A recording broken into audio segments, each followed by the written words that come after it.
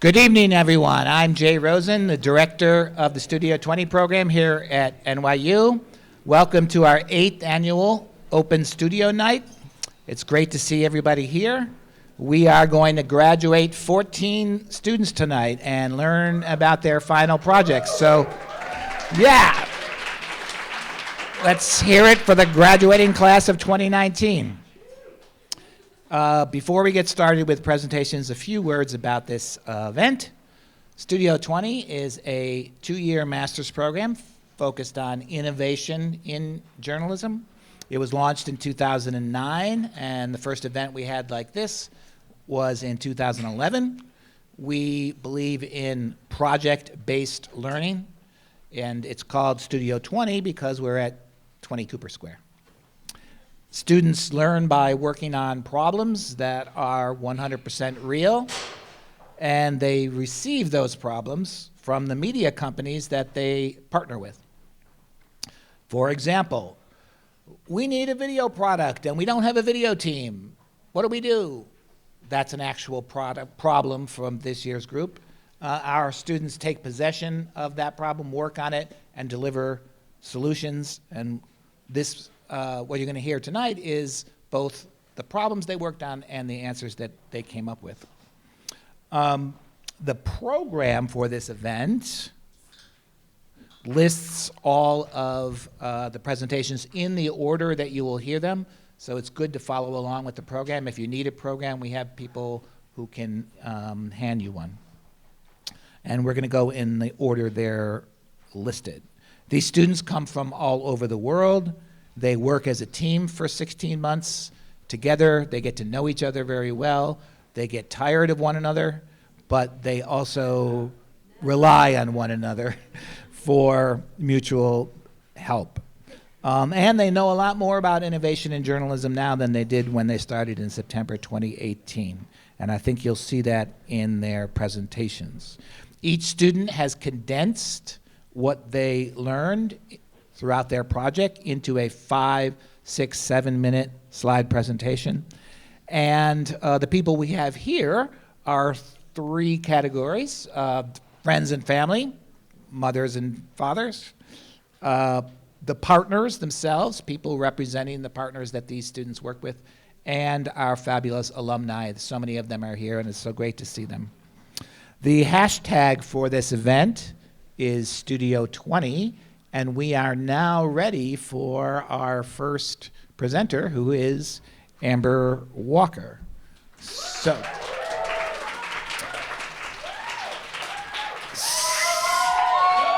yeah.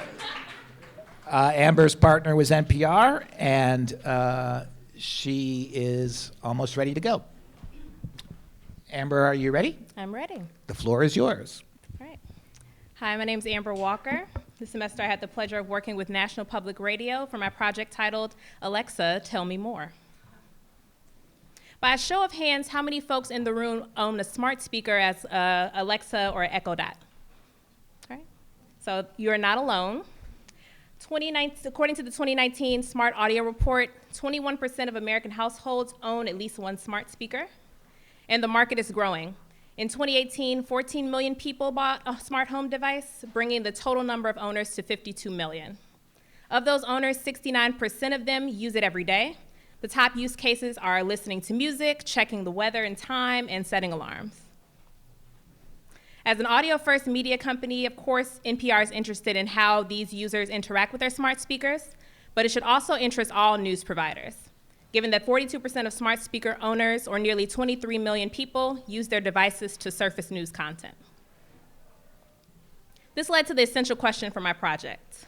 What are users expecting when they ask their assistant for the news?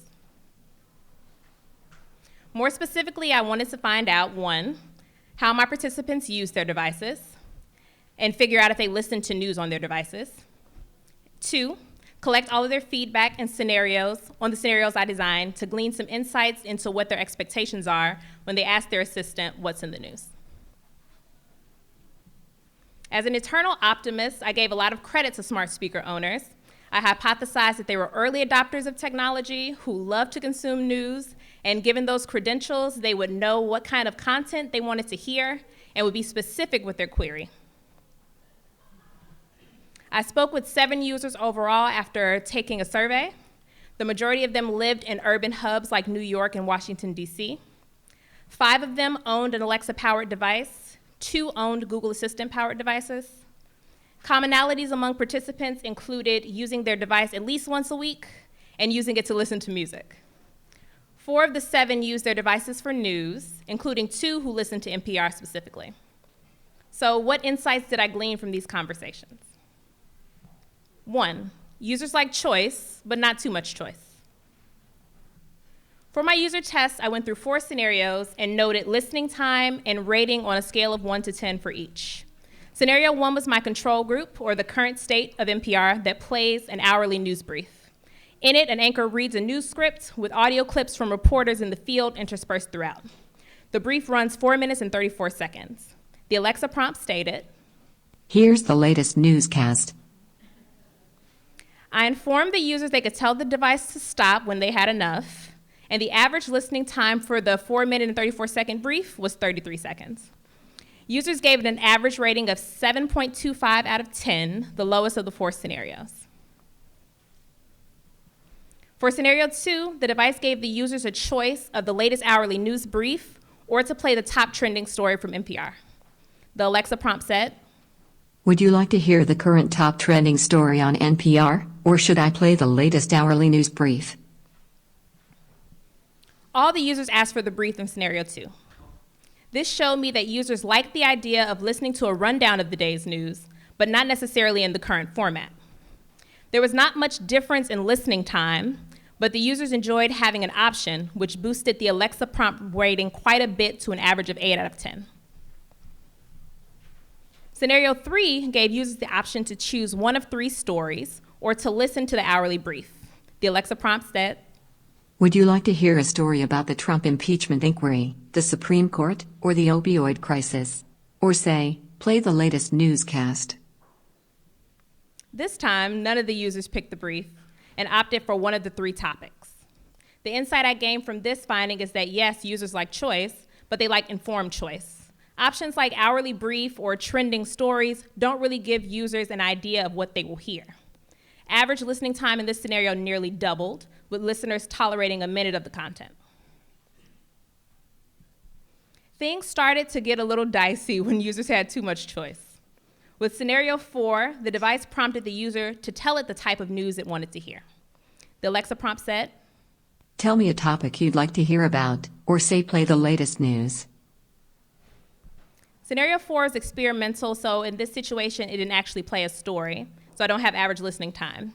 But the average rating was 7.5 out of 10, the second lowest overall. Users said things like, "I don't know what to say. Give me options. If I'm waking up in the morning and I'm asking Alexa what's in the news, just play me the news." This showed me that users like choice, but appreciate recommendations from news providers to help them surface content they are interested in.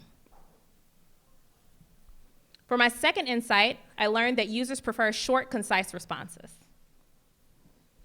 Given the long runtime of the story, none of the users finished any of them, not even users who said they listened to NPR every day.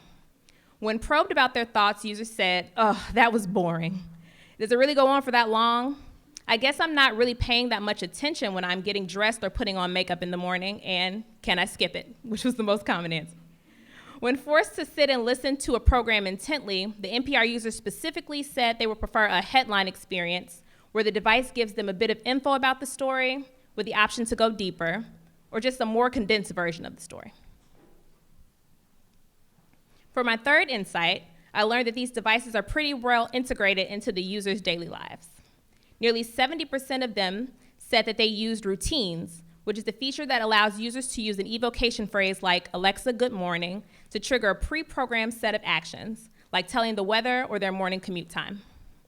Half of the routine users integrated news in theirs, including both of the NPR listeners. This shows me that if a news provider could tweak their daily news offerings to something personalized versus a one-size-fits-all approach, they might have some magic on their hands. So, given those insights, what would magic sound like when you ask your voice assistant for the latest news? Good thing you asked, because I designed a prototype. The first time a user engages the app is a welcome flow, and I envision it sounding something like this. Welcome to NPR. Let's personalize your news brief. Some popular topics are national politics, business news, education, and race and culture. What are you interested in? National politics and education. I heard education and national politics. I will play stories related to these topics when you ask NPR for the news. You can change your preferences at any time by saying, "Hey Alexa, tell NPR to update my news brief." When a user returns to the experience after the first use, the device will remember their preference and deliver the appropriate experience. Hey Alexa, what's in the news? Good morning, Amber. I have a story about K-12 education ready for you. The headline is, Betsy DeVoe in the high-stakes standoff over student loan forgiveness. It is 3 minutes and 55 seconds long.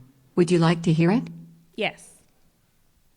Okay, here is your story from NPR. Special thanks to Joseph Price, my sponsored NPR, and my Studio 20 family. Also thanks to Alexa for patiently answering all of my questions. Please feel free to follow me on Twitter at acwalker620. Thank you.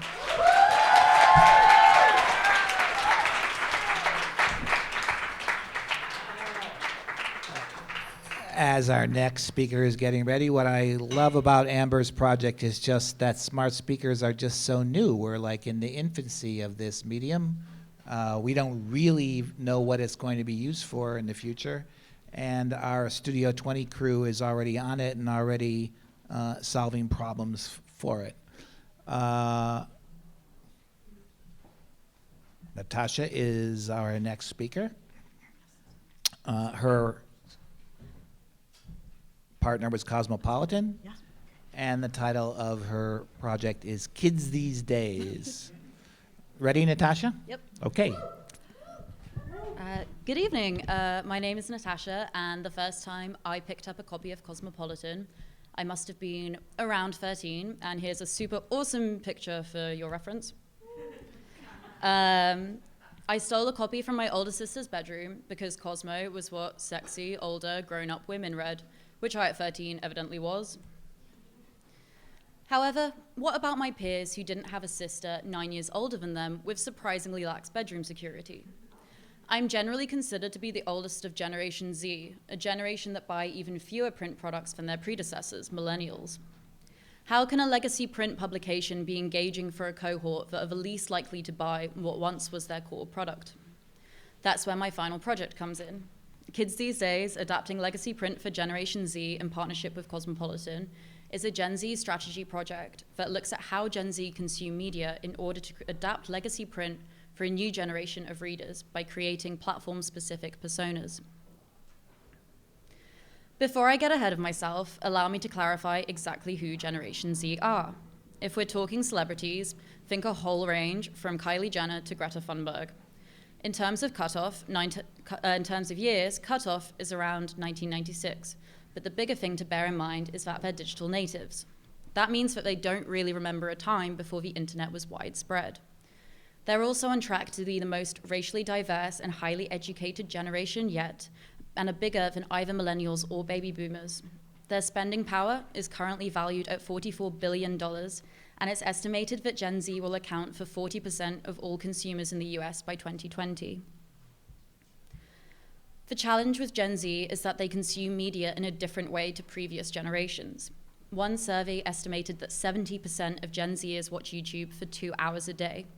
Facebook isn't cool anymore. Instagram and Snapchat are incredibly popular.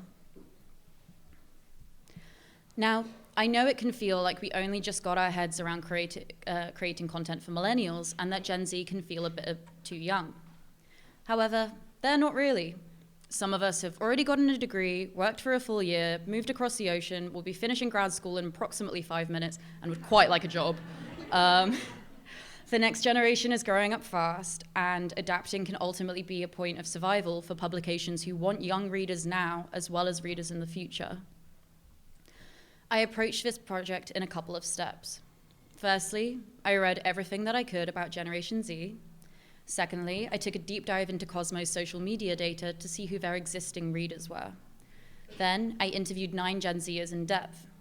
This all informed the creation of platform-specific personas that could be Cosmo's audience for Gen Z and used to shape editorial content. Cosmo already has named personas for their general reader as well as their Snapchat user, so my work builds upon this. The main restrictions for the Gen Z interviewees was that they had to be under the age of 23 but over the age of 18, based in New York, and identify as female. Something that I noticed when I sent out my form asking for interviewees was, firstly, Gen Z do really love Starbucks gift cards incentives, and secondly, the majority of respondents, 56 in total, had encountered Cosmo content before, but they weren't necessarily following the brand. This confirmed something that I read in a Vision Critical piece. This generation's loyalty will be harder to earn and keep. For example, one woman who I interviewed religiously watched Cosmo on Snapchat, but she didn't really follow the brand on any other platforms. There are a couple of words that came across all my interviews with young people. Every person who I spoke to, when I asked them what they thought of Cosmo, amongst other things, mentioned sex. Some people perceived Cosmo's sex and relationships content to be inaccurate or potentially outdated, whereas other people said that they loved it because they thought it was super interesting and relatable. Which brings me on to my next word, relatable. Women were interested in following people their own age and hearing their stories. The biggest concern about Cosmo as a brand was that it might glamorize an unattainable ideal of womanhood. Finally, politics. Whether it was the upcoming election or the impeachment inquiry, everyone voiced an interest in politics. This is a generation that doesn't fear more serious content. Moving after personas, who I named after the top female baby names in 1997, starting with Emily, who does not think Facebook is cool. She mainly uses Facebook to keep up with events, or to quote one young woman, to keep up with quote-unquote older people. She doesn't follow many pages, apart from some that she might have followed when she was younger and then kind of forgot about. It's never really occurred to her to follow Cosmo on Facebook, so creating shareable content is super important for discoverability. She likes content about her favorite TV shows, like Riverdale, but would like to see some more serious social or political pieces, which Cosmo does do, but she just isn't seeing. Overall, Facebook isn't really one of her favorite apps. Instagram, on the other hand, is Jessica's favorite app. She uses it, to quote one young woman, pretty much every second of every day. She really likes Cosmo's Instagram, in particular the memes and the general aesthetic of it. I had a couple of people even follow the page during the interview. She also likes fashion inspiration and will use the link in bio function to buy products. However, she's still a little bit wary about content that might make herself feel bad about the way she looks. Two girls mentioned recently unfollowing a lot of accounts who they thought represented unrealistic standards of beauty. The challenge here again is discoverability. Ashley is super into YouTube and watches YouTube usually before bed or when procrastinating at least a couple of times a week. She likes watching people who are the same age as her and uses YouTube for entertainment and for education, from everything from helping with schoolwork to beauty tutorials. She's worried that some of the Cosmo content isn't particularly relatable or applicable to her life right now, but likes the page artwork and some of the celebrities featured, like Gen Z or David Dobrik. TikTok is an area that does need more research, as unfortunately of the people who I interviewed, only one of them actually used the app. So to conclude, if there's one thing I could ask anyone in the media industry to do, it's to start thinking seriously about specific strategies for Gen Z if you haven't already. In particular, making content relatable and unafraid to tackle serious issues will likely resonate well. I'd like to say a huge thank you to Cosmopolitan for being awesome partners as well as supervisors during my internship, in particular Rosa and Patty, without whom I couldn't have done this project. Also thanks to Jay and Zoe for all the advice, as well as my amazing classmates who have made the past 15 months so amazing. Follow me on Twitter or come speak to me afterwards. Thank you. Awesome. Thank you, Tasha. One of the things I love about her project is I have a kid who's Gen Z, and I've never seen him even pick up a magazine, let alone read one. And the other thing I liked about her presentation were the words, "I read everything I could," about Generation Z. That's what we teach them in graduate school. Our next presenter is Kai. Are you ready? Take it away. Hi, good evening. My name is Ling, and my project is on how to expand overseas using newsletters. The problem that I'm trying to solve that many in the media industry face is how can a product break into a new market and sign up new subscribers to carve out a new revenue stream? To try to crack this, I partnered with the Straits Times in Singapore. The Straits Times is an English language broadsheet with bureaus in DC, London, Beijing, and a few other major cities. And Singapore is a small country with a population of just 5.8 million people, and that's us, that little red dot over there. So circulation numbers for both print and digital for the Straits Times in the last 10 years look like this. So save for that correction between 2014 and 2015 because of a change in audit criteria, the numbers in the last 5 years are holding steady, and they can also be described as stagnating. Well, it's a bit more depressing when you look at revenue. Advertising revenue today is about half of what it was in 2011, and circulation revenue is on a sure and steady decline. Well, there's almost no way to claw back the loss in advertising revenue. But what if we can stem or even reverse the loss in circulation revenue by getting more people to subscribe? For Singapore, that means having subscribers beyond our tiny island, wherever there are English speakers. But where exactly? So the answer was in our own data. The Straits Times have about 18 million page views a month, 65% of which is from Singapore.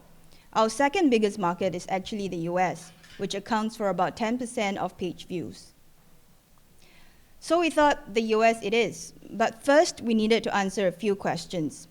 With so many choices in the US alone, who are these people reading the Straits Times? Why are they reading it, and what can we offer that will meet their needs? To find out, we did a survey with 145 US readers of the Straits Times. They are mostly 45 years old and college educated.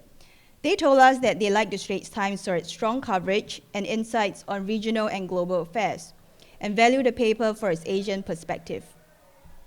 The survey also found that they read the Straits Times for its coverage of international events, political events in Asia, and business and economics in Asia.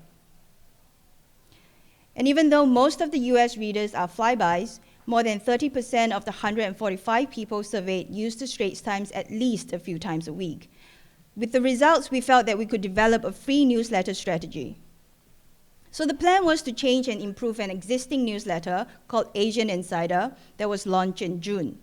The hypothesis was that if we do the newsletter well and give readers the content that they seek in an easy-to-read and navigate format, put in the right calls to action, we could eventually move newsletter subscribers down the funnel and get them to become paid subscribers of the main publication. So in August, the newsletter had about 8,700 subscribers, and by the end of November, about 9,300. While the subscription numbers were encouraging, the engagement stats were not. Both open rate and click-through rate are below average, and we need people to open the newsletter and click through to convert them. So we thought we'd do another survey. We asked our newsletter subscribers what we are getting right and what we are doing wrong, and more than 80 of them replied. So here are some things that came up most. Readers want more links to more information, more in-depth coverage, a wider range of topics, and just to generally keep them informed of what's happening in Asia. At around the same time, I looked into the analytics to try and identify why some issues perform better than the others. So these are 3 top items of issues with high open rates, above our average of 18.5%. Since the top news is reflected in the email subject, the conclusion was clear. More people will open the newsletter when there are major news. In fact, for a while, any issue that led with Hong Kong did really well. But when I looked at engagement in terms of click-through rate, the performance was uneven. The first one, with its longer prose, did the worst and was below average, while the second and third formats were above average. With all that was gathered from the surveys and the analytics, we were confident with our story selection. But how the newsletter was laid out needed work. We made some changes to the newsletter format. We kept the write-up short, make sure we have enough links, and added calls to action to encourage readers to click through. The idea was to standardize the newsletter format and to test it for a month, but things weren't as straightforward. the implementation of the recommendations has been inconsistent, and sometimes they were just not done. So we couldn't really objectively track the results, and I had to dig a little deeper and find out what's wrong. So it was really like a resource and workflow issue. So the main newsletter writer is the foreign editor, who has to find time to write the newsletter in between running a desk with correspondents in different time zones. And when he's unable to do so, the next most senior person at the desk takes over. There was a week where it was a different writer every day. When it comes to workflow, the writer writes the newsletter in a Google document, then a sub-editor lay it out. So depending on the combination of writer and sub-editor, the newsletter is ever so slightly different.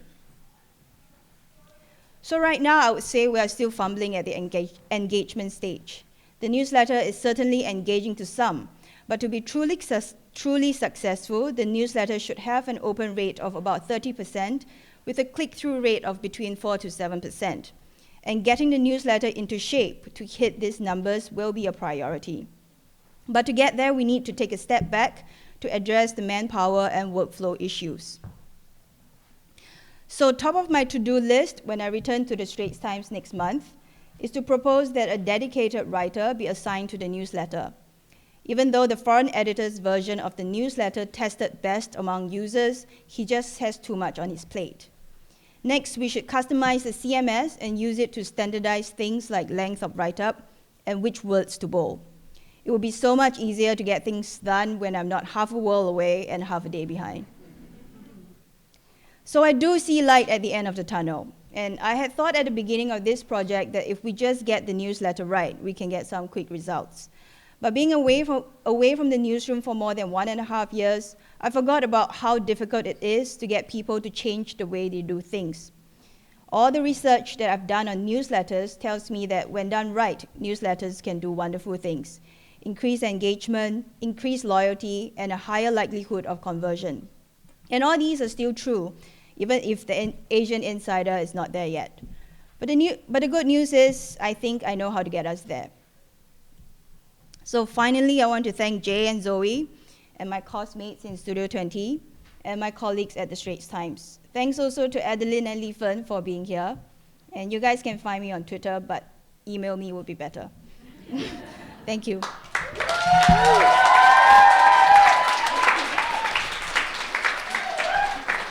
Thank you, Kai Ling.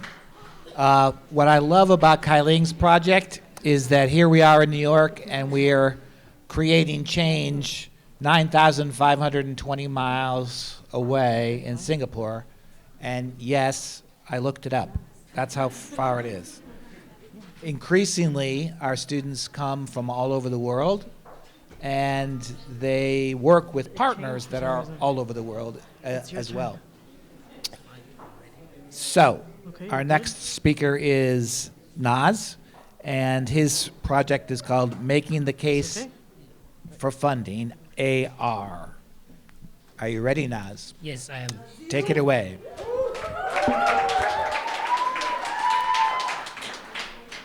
Yeah, good evening, everybody. And I have to say, this is the first time the Studio 20 is taking a project like this. So this is an innovation within innovation. My name is Naziru Mikail Abubakar, and I'm interested in how news organizations can take advantage of augmented reality to better serve their needs and that of their audience. And this is what I've been trying to figure out over the last 3 months. I partnered with Voice of America to take an in-depth look at the possibilities of using AR to bring stories to life about violent extremism in some selected markets for BOA's global audience. AR refers to the process of presenting virtual objects and imagery, usually through a wearable lens or external display laid over the real world. This is an example of an AR project that was produced by ABC News during last year's royal wedding. And experts have predicted that it has the potential to be as disruptive as smartphones have been to our life. And tech companies are very busy investing in this area, and it cuts across different industries, from entertainment, food, healthcare, and of course, news.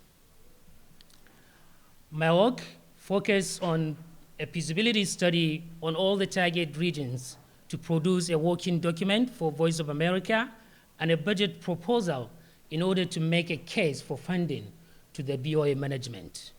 And this includes cost of the pilot app, the deployed version of the app, potential partner companies, and impact prediction. The aim is to develop an AR news app for BOA target regions that are dealing with violent extremism and surrounding countries. It will be used to locate, identify, and tell stories about where violent extremists have carried out attacks since the year 2000. The target regions are Afghanistan, Indonesia, and Nigeria. Of course, they are all having their own different versions of problems with violent extremism. It will also help VOA to find an effective way of recycling their archival content. They have been spending a lot of money producing some fantastic content around that subject, not only about violence, but these are evergreen content about violent extremism and radicalization, but they are having a serious issue on how to recycle them. So after 1, 2, 3 weeks, the content will disappear. So they got no answer on how to bring it back to the audience. The target audience are news consumers everywhere, but the content will be limited to those target regions. To ensure that we get the money, I did a market analysis that involves internet access, economic situation, political stability, market dominance, content creation in all the target regions.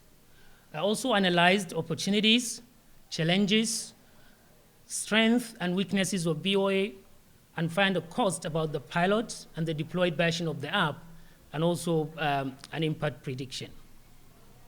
To be able to make a compelling case for funding, I need to understand what the market and the audience think about this project. So I conducted a user survey with VOA and non-VOA audience across the target region, and a random sample of audience outside the regions. The questions were administered in English, Hausa, Indonesia, and Dari. These are the language services that VOA has in those markets.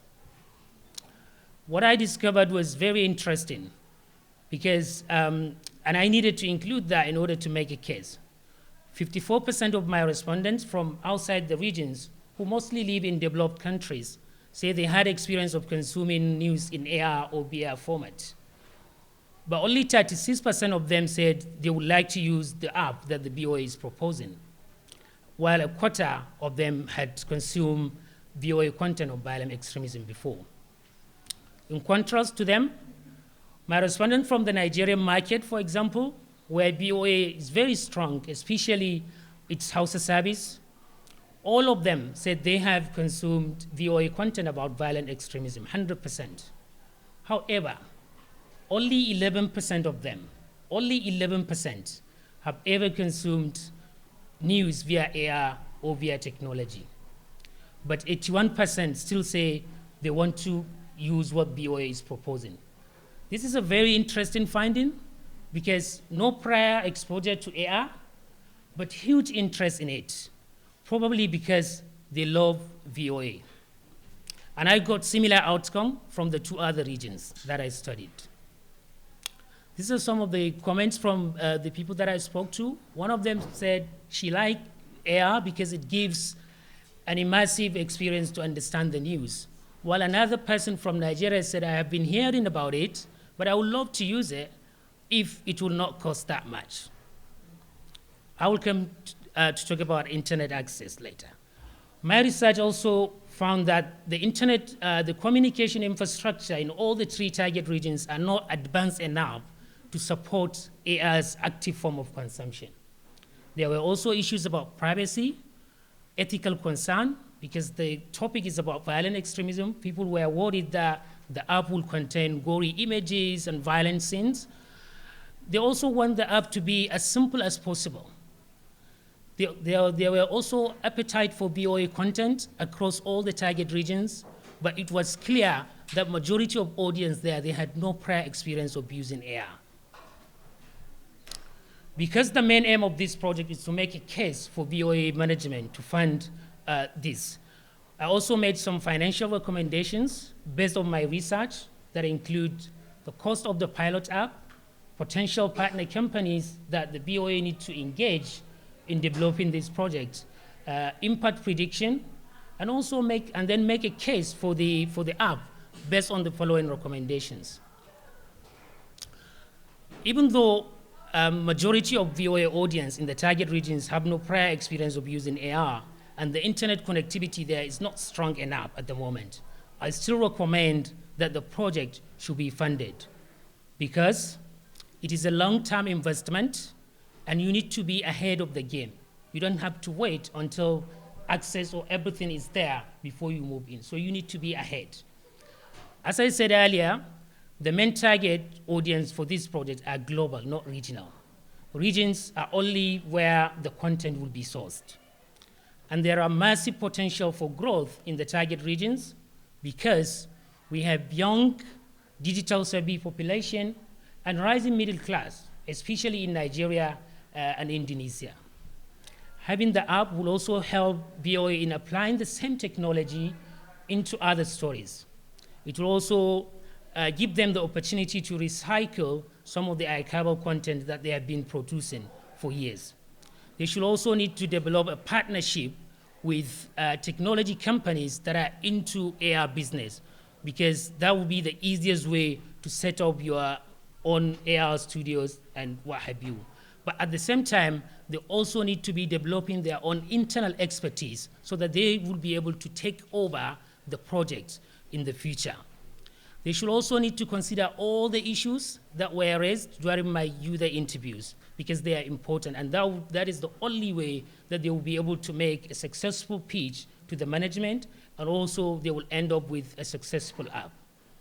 I would like to thank my professors, Jay and Zoe, Stephen Perry, who is the digital managing editor at VOA, and my fantastic classmates, and all of you that are here. Thank you so much for having time to take part.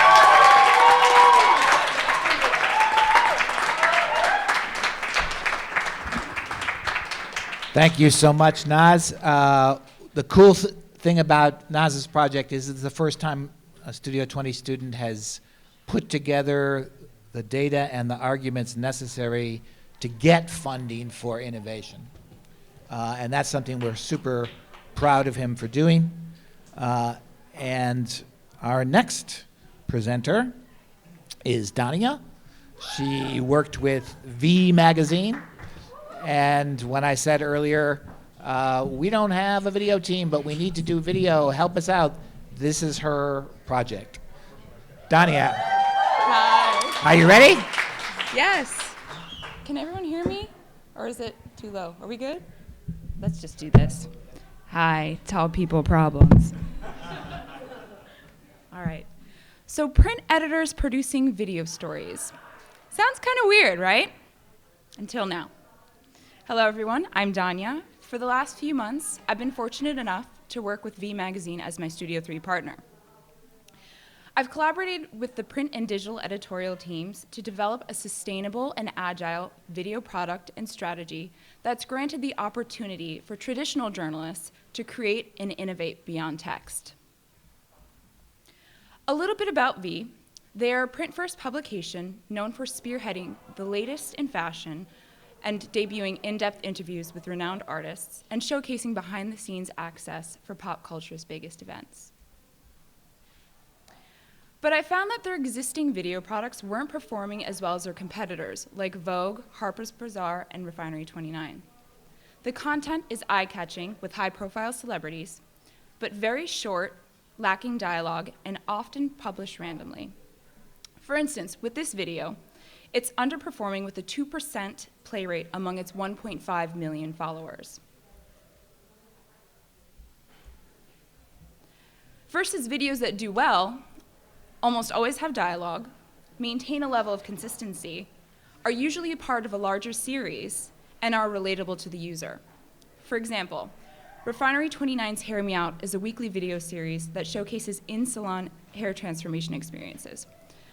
This video in particular has over 1.6 million views, and it's achieved a 65% play rate with its 2.5 million followers.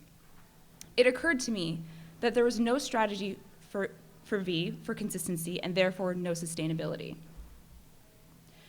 When I raised my concerns to the team, they explained that they wanted a better video product, but there were some obstacles in the way. Video is very much an afterthought because print revenue is priority. There's no video department, meaning that there's no one to really handle it, and there's minimal to no knowledge about video production overall. And lastly, there's no budget for digital, meaning they can't afford to hire staff or freelancers for consistent video products. And I realized all these issues oddly sounded like things that I grappled with before joining the Studio 20 program. I'd create decks for video concepts, pitch them relentlessly in hopes for someone else to produce them, when honestly my biggest frustration was the inability to produce them myself, because I just didn't know where to begin, technologically or strategically. So I took all of these problems and turned them into constraints by taking on the challenge of creating a product with low resources, low budget, low risk, low investment, and with little to no oversight. I developed a do-it-yourself guidebook for cheap, quick, yet quality video productions and strategies that will make you reconsider whether traditional print journalists can explore digital video as well. From ideation to publishing, I've laid the foundation to set journalists up for success. The guide includes knowing your audience, concept to creation, so for instance, treatment development, pitching, planning your production, things like resources and equipment to know before you go, preparing for your interview, research, developing questions and shot lists, pre-production equipment, so renting versus investing, preparing your set, what makes a good location, how to achieve great lighting, testing audio and camera preparation, subject setup, how to mic up your interviewee, what's the key to getting good responses on video, things to know during the interview, how to wrap up your interview, post-production, best practices for editing, and lastly, publishing, when and where to publish, and marketing, how to continue the conversation. With V, I was able to implement up to step 10, and we're actually in the midst of post-production currently. So, I tested the DIY guide through a new series that I've produced for V called V Weird. Just a disclaimer, yes, this is Gigi Hadid, and no, she is in no way a part of this series. Hopefully she will be soon. This is just the treatment that I used to pitch for them. The videos are shot conveniently within V's offices, and they run around 1 to 2 minutes in a runtime to keep length short and in the editor's bandwidth. And it's intended for social platforms like Instagram. Through the first round of testing, I interviewed a well-known musical artist, and we outsourced a production team and equipment. Preparation took around an hour. The interview itself took around 10 minutes. The estimated cost of hiring a videographer is anywhere from $400 to $800 a day, plus an added $350 for a kit fee, and if you choose to rent, that could easily go upwards of $1,000. In addition, editors' rate is anywhere from $200 a day to $1,000 a week, depending on how many videos you're editing. Clearly, this is not DIY, nor suits V's problems or budget. The second round, however, was a do-it-yourself version that was tested, shot, and edited by myself. Some of the key differences and advantages here were a lot less equipment and a lot more creative autonomy.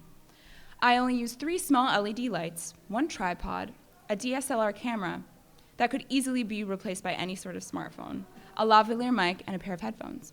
Setup, again, took around 6 minutes, the interview around 10, editing took around 2 hours for a total runtime of 1 minute and 30 seconds. The cost of equipment that you would need to rent would be around $350 a day, but with the series' short production time, multiple subjects can be shot within an hour or so. This was done right here in NYU's audio booth. Just to make sure the guide works, I tested a third and final round, which was also DIY. It was actually executed by an NYU alum. We did use an iPhone, and honestly, with the right lighting, it came out pretty nicely. That said, we used the same LED lights that I used in round 2, as well as a lavalier mic, with the exception of a lavalier to iPhone extension. Prep took around 15 minutes. The interview, again, was around 12, and editing took around 3 hours in total. But with practice, the time should decrease. However, the cost was significantly less, ranging around $96 a day. So, it's been proven, almost anyone can do it. But you're probably thinking, I'm in print for a reason. Why do I want to do video? Well, here are a few.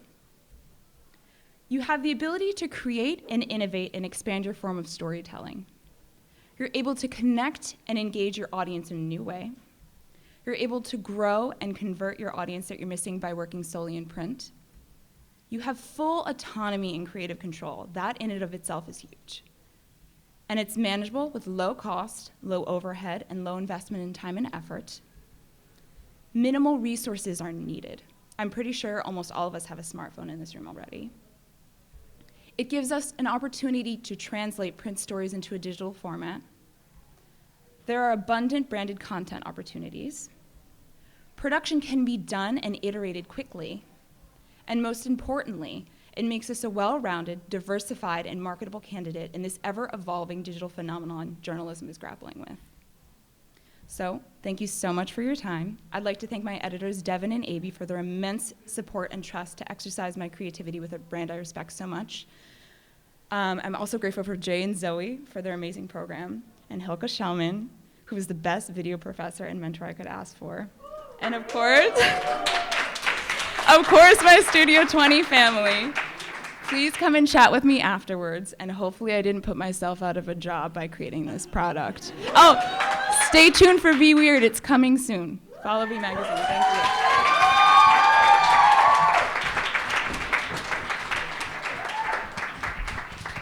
Thank you, Dania. My favorite part of her presentation was, if you were paying attention, you might have heard this. She said, I took all of these problems and I turned them into constraints, right, on the experiment. That's how we teach our Studio 20 students to do it. You may have also noticed that that was Natasha helping Dania out in her video, and that's how the Studio 20 students work together. Our next speaker is ready. Tolu, are you ready? Yes, I'm ready. Take it away. Yeah, good. Thank you. Thank you. Good evening, everyone. My name is Toluwani, and the title of my project is Media Aggregator for Beat Journalists. It's simply a website that simplifies news gathering process for beat reporters in Nigeria. My partner for this project is Sahara Reporters. Sahara Reporters is a Nigerian online news agency based in New York, but also has a newsroom in Lagos, Nigeria. It has published many groundbreaking investigations on public corruption and human rights abuses. Many Nigerians also depend on Sahara Reporters for news about Nigerians in the diaspora. In the summer of 2019, I worked with a team of young journalists at Sahara Reporters. These reporters are trying to break into beat reporting like health, politics, entertainment, and sports. They're also trying to use the social media to enrich their reporting and also to track Nigerian news from the foreign press. But they have two challenges. They were missing quite a lot of good stories from these newsmakers in their beats on social media. They also have to switch from different social platforms to find materials that can enrich their reporting. So how do we solve these problems? I started by interviewing some beat journalists in Nigeria. I asked them questions on how they were using the social media for news gathering. I also asked them about their pain points and what might simplify their news gathering experience. Two takeaways from these interviews that summarize their needs are: one, a comprehensive database of these newsmakers arranged from different beats. The second came in the form of a question: can we aggregate content from these newsmakers from multiple platforms like Twitter, Facebook, Instagram on just one website? If we could do this, it would simplify the process for them. Now, we have an aggregator that solves this problem. To build this platform, I work with a team of developers at Sahara Reporters. It has a login page and a dashboard to add social handles that might be of interest to this reporter in their reporting experiences. This platform simplifies the news gathering process by performing three major functions. One, it aggregates newsmakers' social media content from the multiple platforms. The Facebook interface is underway. It also categorizes these newsmakers under relevant beats like politics, health, entertainment, and sports. If you are a reporter covering politics, for instance, now you can monitor these important sources easily as they share information on the social media. What makes this platform unique is the way it combines multiple platforms just on one website. Another beautiful thing about this project is that now reporters in the newsroom can track Nigerian news from the foreign press. To build this platform, I started by creating a database that contains a comprehensive list of these newsmakers from different social media platforms. Next, I segmented the social handles and put them under categories. The one on the left is a list of people in the health sector in Nigeria who are driving the flow of news. The one on the left is a list of people for politics who are doing, who are like government agencies, politicians, local actors in the industries. Most of these people are sharing contents that are very valuable to these reporters. This categorization was done based on how relevant each newsmaker is to the category under review. This process was repeated for other beats like sports and entertainment. To also track Nigerian news from the foreign press, I created a list of search queries using the keyword Nigerian or Nigeria from multiple foreign websites. I realized that almost all foreign websites use the keywords when they report on Nigeria. On the slide is a list of these search queries that we've generated, numbering up to 200. So every day we will have to click on each of the links just to be sure we don't miss something important about Nigeria from the foreign press. But now this process has been automated, meaning that we don't need to use these links any longer. On the dashboard, you can see this news as a feed on the aggregator. To build this platform, the developers use the APIs from the social media platforms and programming languages like JavaScript and PHP for the backend. The website also has a dashboard where reporters can individually add more handles that might be of interest to them in their reporting. While working on this project, a major challenge was the fake social media accounts that plummet the social media. There were a lot of fake accounts and we couldn't verify the identities of some of these newsmakers. So we had to remove them from the database. The social platform also have some limitations with their APIs. Facebook, for instance, only allows developers to aggregate content from Facebook pages rather than from personal accounts. Despite the odds, this project got some amazing responses from the users. I got some feedback from the user testing experience. I had it tested by some journalists in Nigeria and some editors in some of the newsrooms. One of them is the news editor of Sahara Reporters, who is using this tool for breaking news across the social media platforms.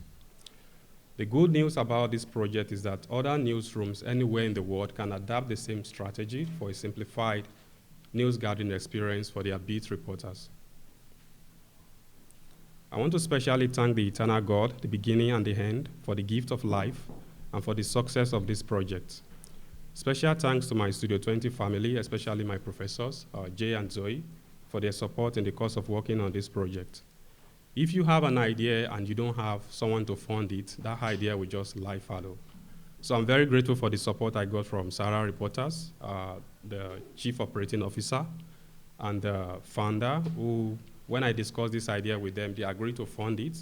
This project would not have been possible without that funding support. To learn more about this project, you can visit this website. And if you are looking to create a similar tool for your newsroom, you can send me an email. Thank you for your time and thank you for listening.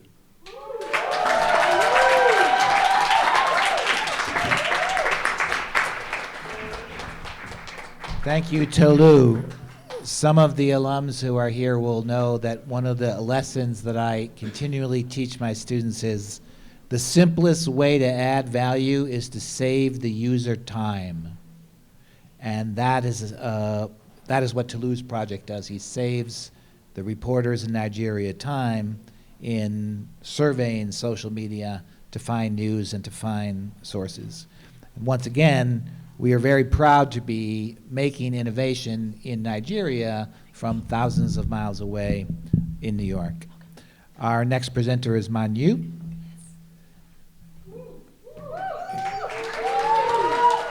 Are you ready, Manyu? Yes. Take it away.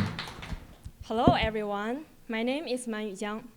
In the summer of 2019, I got a job offer from HuffPost as a data visualization intern. I expected I would be learning with the data or graphic teams that I can learn from. I got there only to find myself not only the database intern, but I was a database team. It feels like this is too much. On a daily basis, I got tons of unusable data sets, misinterpretation of data points, and questions like, where can I find the specific data? How can I do a quick calculation? What chart types are available? This newsroom has a particular problem: how to overcome the obstacles for individual journalists with limited experience to integrate data journalism into not only their beat reporting, but also ambitious projects. Maybe there is a way to take the journalists here at HuffPost Newsroom and turn them into data reporters. The problem has been tackled before, apparently, for many times, but it still persists. Journalists are still overwhelmed by the huge amount of required skill set. Maybe we don't have to. That became my main obsession over the summer. With this problem in mind, I came up with an agile training package which enable every journalist to add data components efficiently and correctly to their stories by themselves. I call this package From Sheet to Story. Here is how I built this data team from nothing with no one by using this training session. First, I segmented the question into 3 parts: find the data, analyze it, and finally visualize it. It starts with this concise, complete production workflow in order not to overwhelm our journalists. In this training package, only the minimum volume of must-knows will be provided. I did a first round of user testing to see if a workshop format would work. In this workshop, I introduced some key concepts of data journalism, as well as a set of free tools that are easy to use, no code required, and up-to-date for finding, analyzing, and visualizing data. We held this From Sheet to Story 101 workshop 3 times, accommodating the different time zones for HuffPost Newsroom. In this training session, we talk about basic terminologies in this field, tricks and tips to find story ideas among numbers, and best practice and where to find the tools needed. 67 journalists across 8 teams reporting on different beats attended this training session, and I got some feedback from the team. They found explanations about what data can do and how to find data were very helpful, as well as the tools recommended in the workshop. But they also have some questions like, is it possible to do more one-on-one consultation? The reason why they had this question is because when they are trying to add even a simple data components to their article, many difficulties may occur, and solutions to solving these problems differ case by case. The purpose of this workshop was not to cover everything that they are concerned with, but it would be nice if there was someone responding to their inquiries. I then had the idea of creating a database collaboration form. This form could build up the bridge between me and the journalists. They fill out the form and send it to me to tell me their concerns, to kick off a conversation.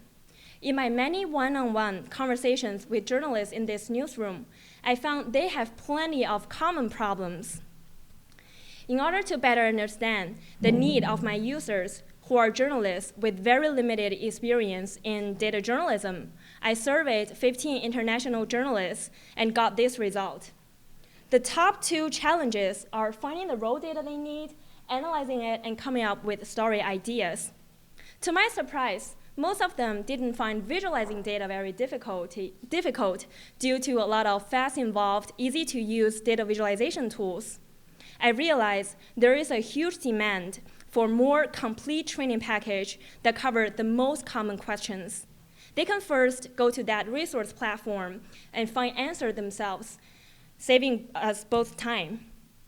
My idea was to build an online learning platform offering this complete, immersive data learning experience. It would be an end-to-end instruction on data collection, analysis, and visualization. Because journalists often have very fast-paced schedule, they don't have quite enough time or patience to go through a lengthy data journalism handbook 101 or tutorial videos to get the info they need and their tight deadline. I think a concise and condensed form of presenting the data is very important. A decision tree format came into mind. I sketched this tree, which leads to 3 main methods of looking for the data you need using some Google tools. I then expanded the tree format to every aspect of the learning process on the website. Here is what the website looks like. It aims to lead you through the most recent toolkit to find the data you need, story ID among numbers, and finally visualize them. For each of the category, it comes in the format of a decision tree. For each of the steps included in the tree, an explainer and an example of usage based on real-life data is provided. If you want to learn more about the topic, you can go to the Read More session, which comprises key documentations and detailed guidelines that are aggregated from other resources. There are so many benefits of adding data components or data perspective to your story. It helps enhance the credibility of your story, makes your statement more bulletproof. Based on the data set, you can find the hidden story to move the needle. From the audience perspective, if we draw several data points and make it a graphic or team, readers would digest the information easily. This training package can be a starting point for you to become a data journalist. I wish to see more journalists using data for their story. I'll be still working on this website, and it planned to be launched in a month. The domain name is she2story.com. Come to this website and start your first data journey. Thank you, Jay and Zoe, for creating the world's only studio program in journalism education, focused on innovation, project-based learning, and figuring out what news needs to go. You can reach out to me by Twitter or email. Looking forward to hear from you. Thank you.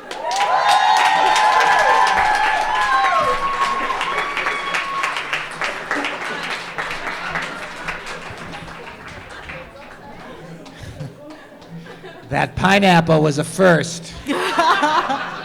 But we might have to start integrating that into our open studio night routines. You'll notice that more and more of our projects involve business models or revenue, or in the case of Manyu and Dania's projects, learning how to do innovation with almost no budget. And this reflects a lot of the economic troubles, of course, in journalism. Our next presenter is Jackie. Are you ready, Jackie? Yes. Take it away.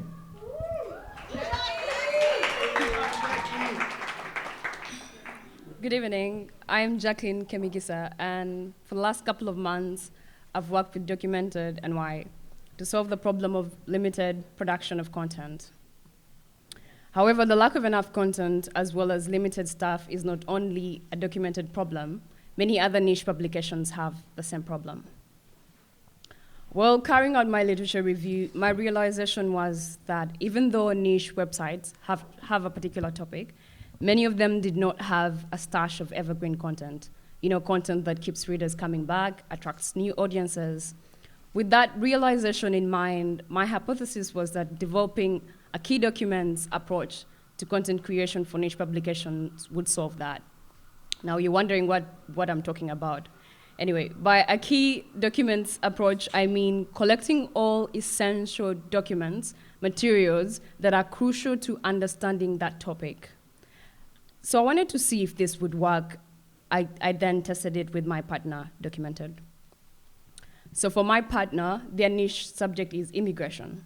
So that means that their niche documents are laws and policies on immigration. My approach was all about content creation. I needed to find out if Documented would indeed benefit from this strategy. So I went to look at their content production rate. For the last month, for example, Documented only published 5 stories. This was proof that my approach could actually work. My next step was to ask them in what form would this approach take. My idea was to build them a resource tool to house the laws and policies on immigration, more like an immigration tracker. And I would also focus mainly on the federal laws. I wanted these documents to have context and as well explanation. I met with my partners to find out who their ideal audience is, who would be consuming this material, who would this product best fit. The results were two personas, a journalist covering immigration, a researcher. From these personas, I then went out searching for the human version. So I found them.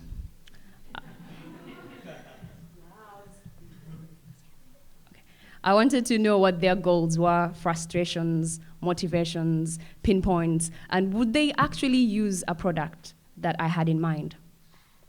So with the design thinking approach, I gave them a scenario to imagine they were an immigration reporter for Documented. They had a deadline, and they were looking for the Chinese Exclusion Act. Don't ask why Chinese. So for my scenario, I observed them, how these personas would go about to search for the laws on immigration in the United States. I documented the user journey from the time they opened their computers to the last step. They were confused by the loads of information. Their faces moved from apprehension to fear to just totally giving up. But my goal again was to design this immigration tracker that would transform these faces from all these negative emotions to interest and happiness. When I asked them what their ideas would be for what they would want this resource to look like, half of them proposed that they wanted a website. Based on their ideas, I then formed another user journey. This time, my user journey was with an immigration tracker in mind. I mapped out what my potential user would do, how they would go about finding this tool.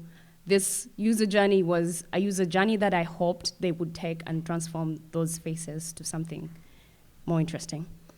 So for my user journey, when I was thinking where could this be, where could I actually put this, I thought that I'd put it as a web page on the Documented website. That's what the Documented website looks like.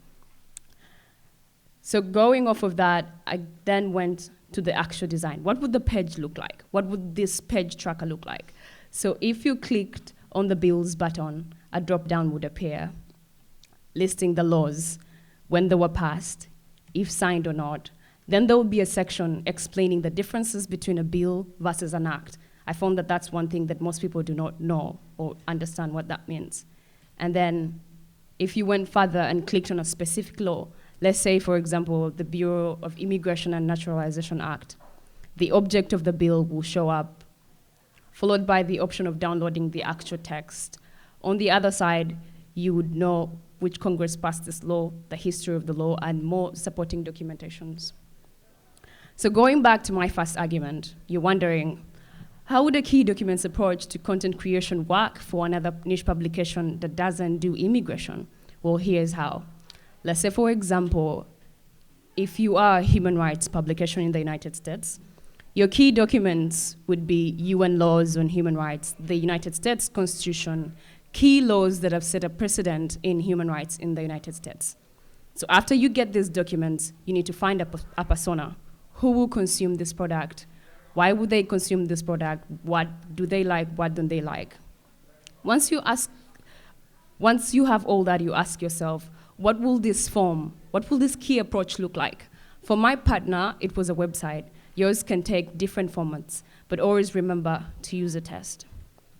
So if there are 3 things that I want you to remember about this presentation: 1, a key documents approach to content creation for niche publication does actually work. 2, the form that the approach might take differs depending on who your audience is. And 3, for a key documents approach to content creation to work, it should focus on evergreen content that keeps your audience coming back.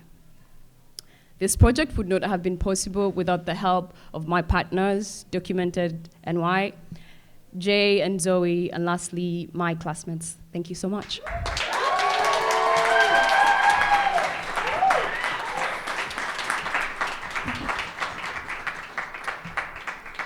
Thank you so much, Jackie. What I love about her project is that this idea, a key documents approach to attract visitors even when you don't have fresh new content, could in fact work for any niche publication, not just the one that Jackie worked on which was documented an immigration site in New York. Our next presenter is Nico. His partner was Quartz, and he's going to be ready any second now. Nico, are you ready? I'm ready. Take it away. One, yeah. Tell people problems. Hello, good evening. Sometimes, as you can see in the screen, sometimes products don't perform as expected. Yet they consume resources like money, human work hours, or reputation and brand recognition. The following, what I'm going to present here, is an emergency kit or a method that works for media companies that are for products in media companies that are underperforming.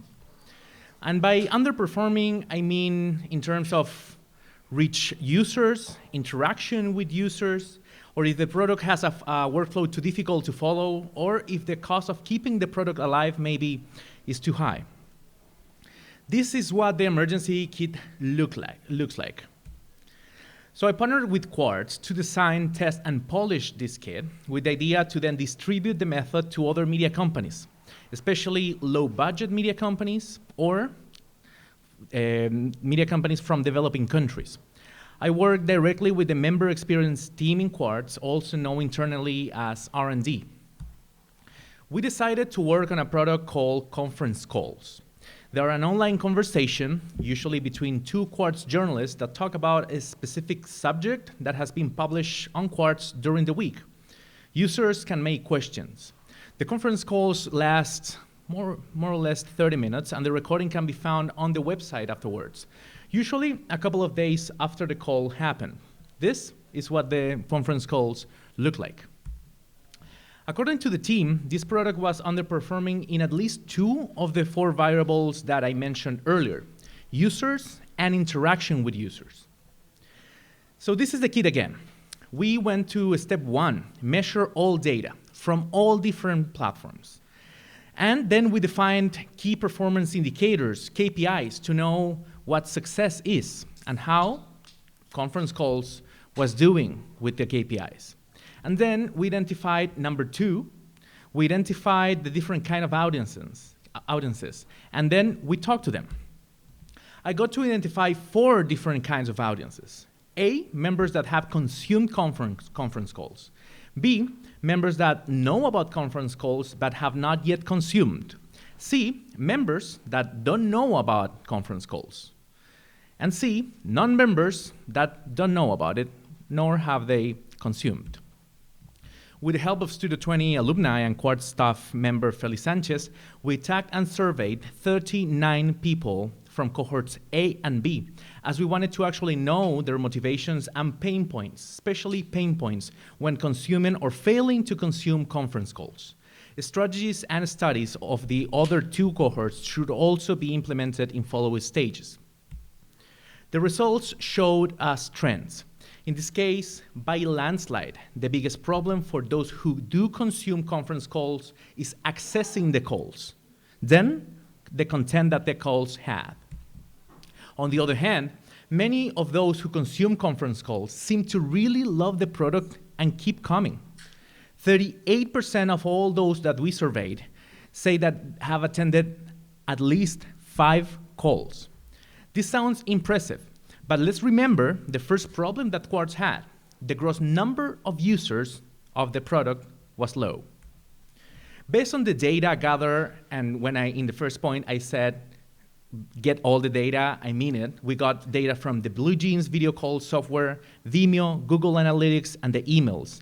And after talking to 39 Quartz members, I made a hypothesis. If we push for more visibility and access, then we will be able to boost and increase the number of users. So I suggested a pack of 17 fixes, tweaks, or low-hanging fruits, how you want to call it, all easy to implement to try to test our hypothesis. Quartz is yet to decide which, if any, of these recommendations is going to implement, but the roadmap is clear. Here we are. You can see the Quartz logo in the kit. They are yet to decide which one of the fixes they're gonna use. The company should try to implement at least some of the 17 tweaks proposed and then measure. If the product can succeed by enlarging its audience, then maybe it's worth trying to keep it alive. However, if the product and the efforts do not work, my suggestion is to stop the product, to let it die in the product in the number 6, as you can see, and then redirect the human resources hours for another product that touches more users. This presentation and the guide with the steps to implement this emergency kit is now available to download for everybody on my website, nicolás.rios.news. And it's also reachable on the tweet that I posted minutes ago on my personal Twitter account. Thank you, Studio 20 family. Thank you, Quartz, especially Studio 20 alumni Feli Sanchez for teaching me and helping me so much. And thank you all for being here.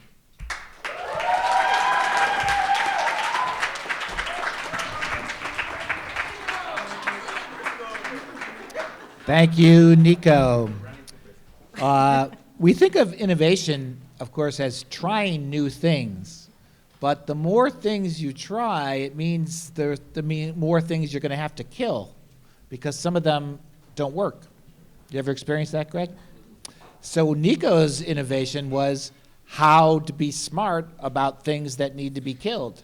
And that is part of innovation as well. All right, Hadeel. 1 second. Ow! Ow! Are you ready? So ready. I've paid so much money for this moment. Right on. Take it away. Good evening, everyone. My name is Hadeel Al-Shalchi, and tonight I'd like to take you on an audio journey. I'm happy to present to you the results of my Studio 20 capstone project, which I produced in partnership with the Wall Street Journal's audio team. Podcasts are experiencing their heyday. Think of any topic: bugs, sports, sex. There's a podcast for everything. And their existence tells a story of cash and creativity. It's safe to say that the Wall Street Journal, like most media organizations today, is investing in audio for that cash and listenership. The Journal is seeing growth potential in total audio downloads and wants to include more of the breadth and depth of its journalism into the audio programming. Streamlining audio ensures that the Journal is really getting the best of the best from the newsroom out to the public. Publishers today are making huge investments in news podcasts. They want to attract younger audiences, build audience habits, and of course, bring in that revenue. This past summer, PricewaterhouseCoopers predicted that the podcast industry will explode with potential for advertisers. In 2018, marketers spent $479 million on podcast ads, and advertising revenues are projected to surpass $1 billion by 2021.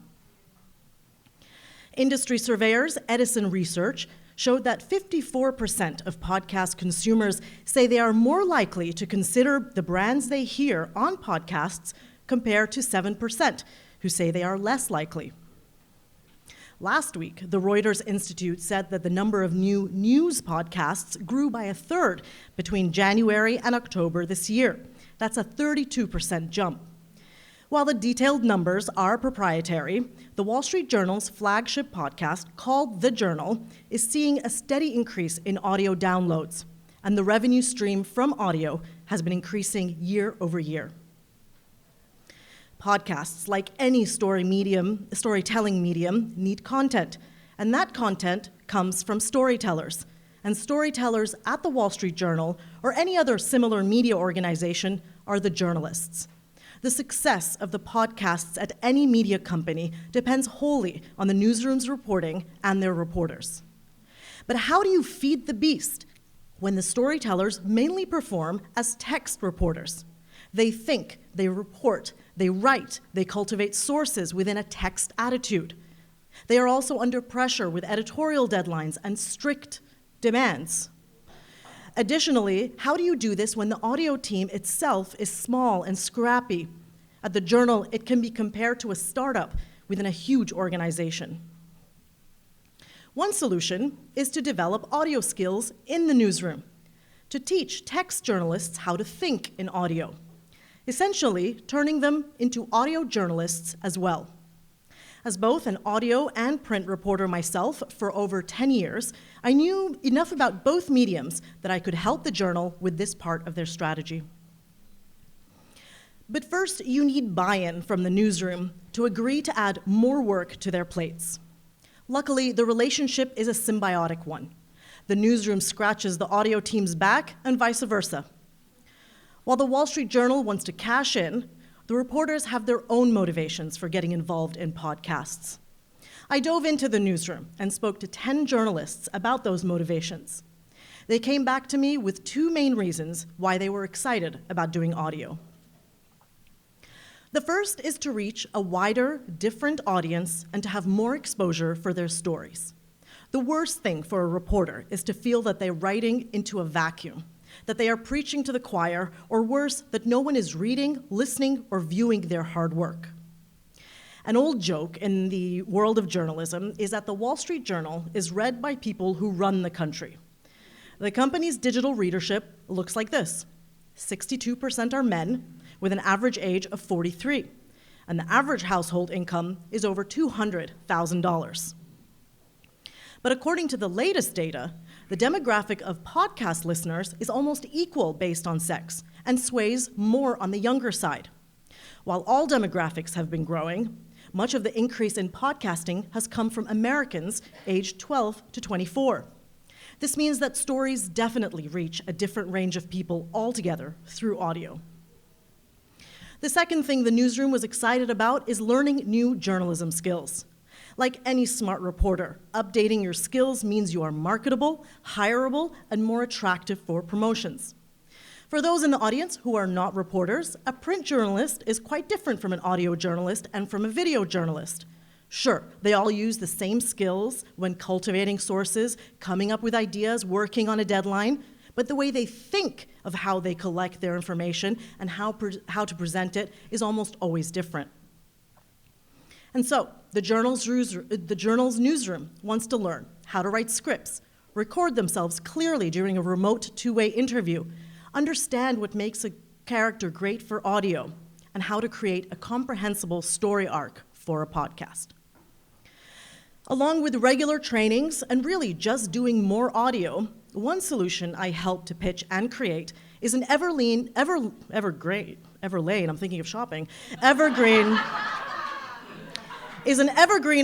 protocol, a reference which journalists can turn to when they are just unsure if their story is audio worthy, to refresh their hard skills or just to find out where to pitch their stories.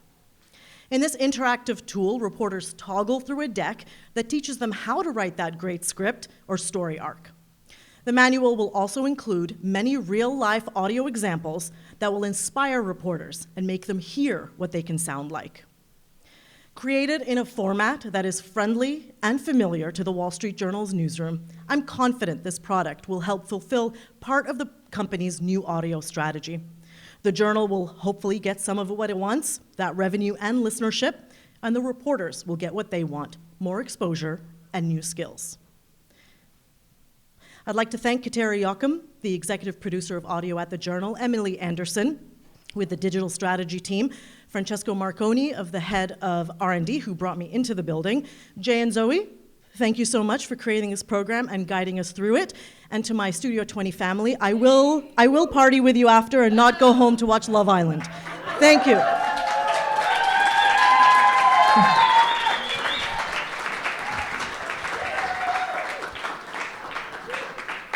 Thank you so much, Hadeel. I think we have 4 or 5 people at the Wall Street Journal now from Studio 20, which is very cool. And for reasons that I don't quite understand, more of our final projects had to do with educating newsrooms, training newsrooms. I don't know if you noticed that. We have Manyu with data, Hadeel with our audio training, and Dania with video, and I'm not sure what the reason for that is, but it's a very interesting turn. Sahina, are you ready?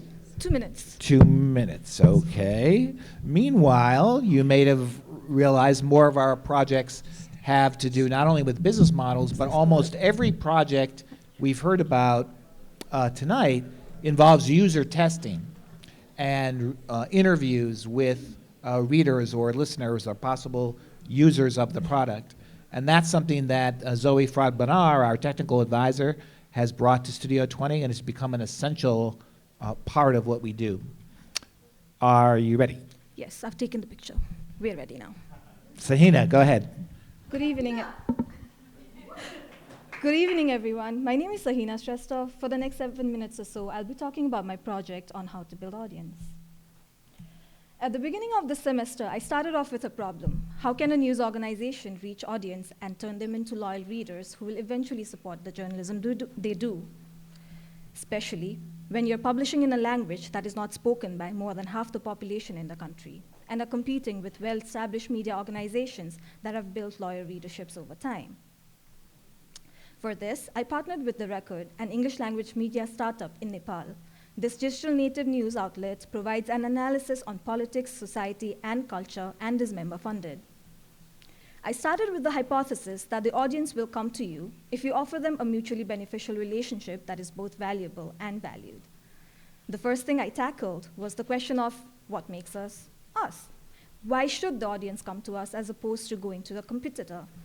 What is the unique selling point?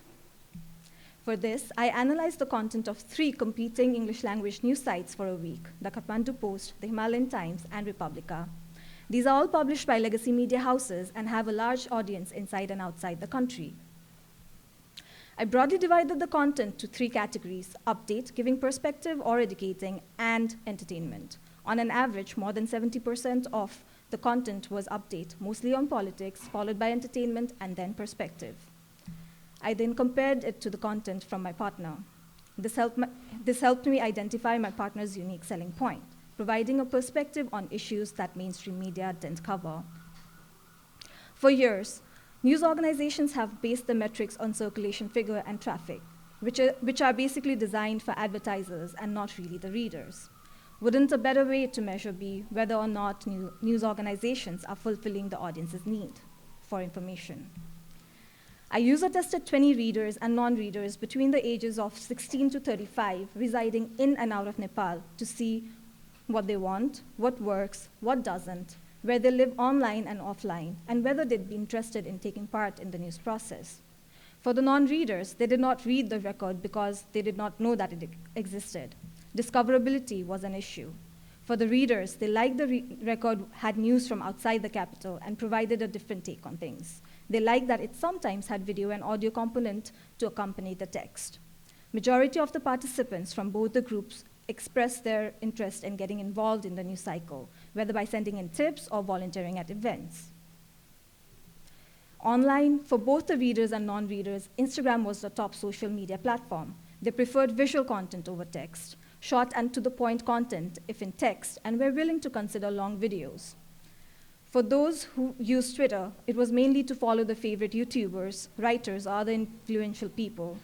And if they had a piece of information to share, around 65% of them would rather go to messaging apps than actually update on Facebook.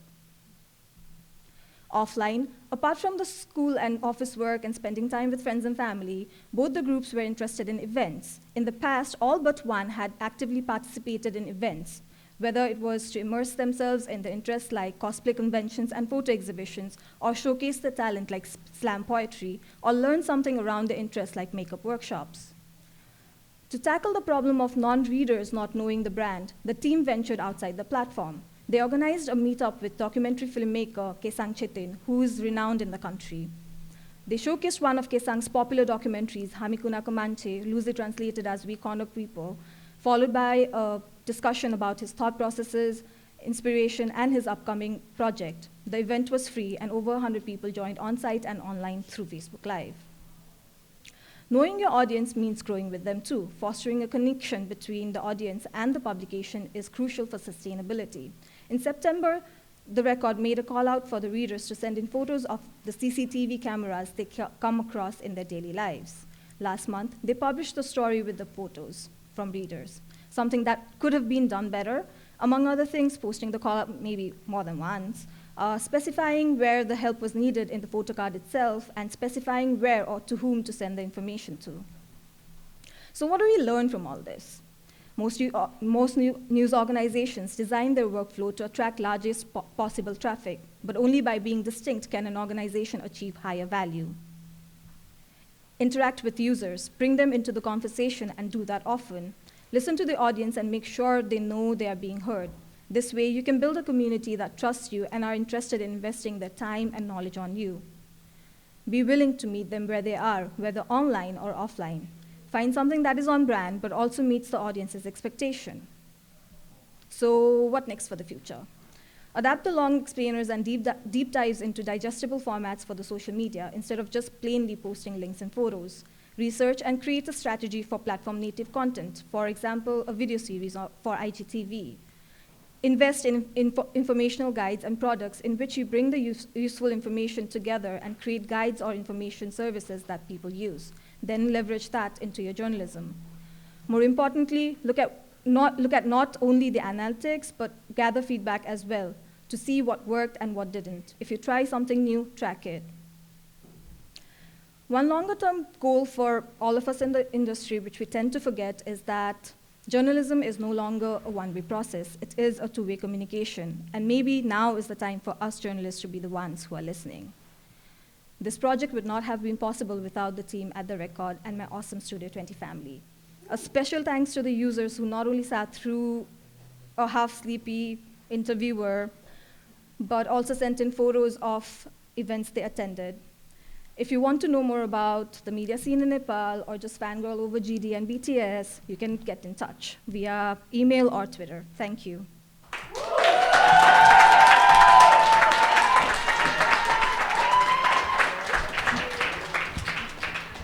Thank you, Sahina.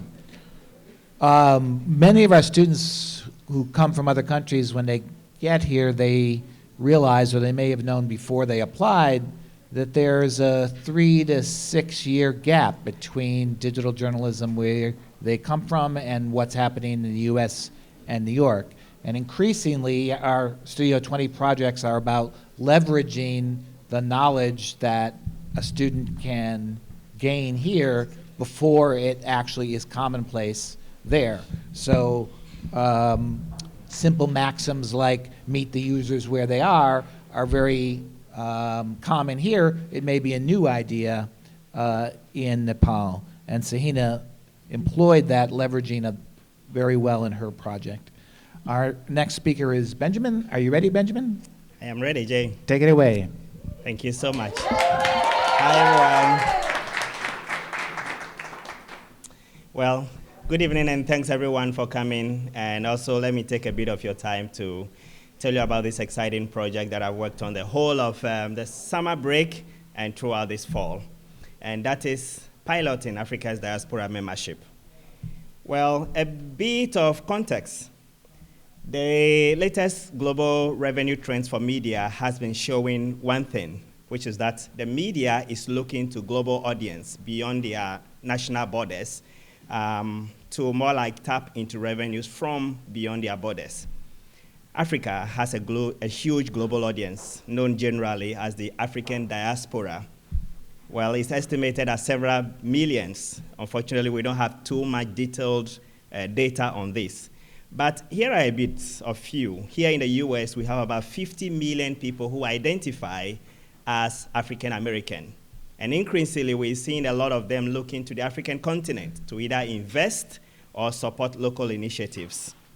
And so I set out to look out and see whether this global audience will be willing to support initiatives, media initiatives in the African continent. And for this project, I partnered the Premium Times in Nigeria and the Premium Times is pretty huge. It's digital native.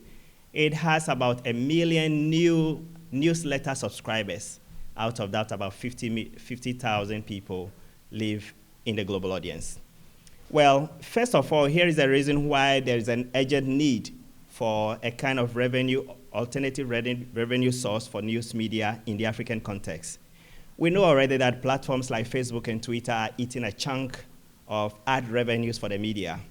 That is clear, and Africa is no exception. But also, Africa has its own unique challenges. Like here in this photo, security forces invaded the Daily Trust, which is one of Nigeria's top 3 biggest newspapers. They invaded the premises, not just the premises, they arrested the editor, they seized computers, and the only reason was for doing a very fantastic investigative stories on Boko Haram killings, which the security forces didn't like. But also, the state is a key ad revenue source for media in Africa.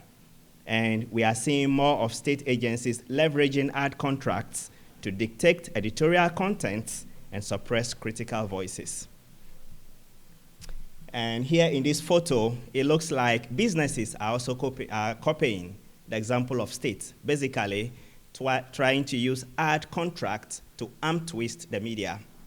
Just about 3 weeks ago, major rice importers in Ghana withdrew their ad contracts from a radio station.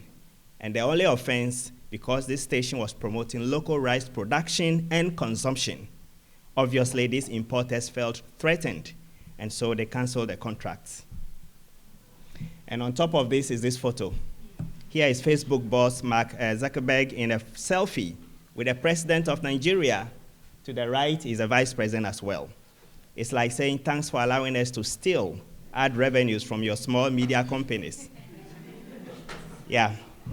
And just last month, we had another news that Twitter boss Jack Dorsey says he's relocating to Africa. Well, is it like telling the African media beware? Well, so based on this, I have been trying to look into Nigerian footprints on the global community and to see whether Nigerians living abroad through the partnership with the Premium Times will be willing to support local initiatives.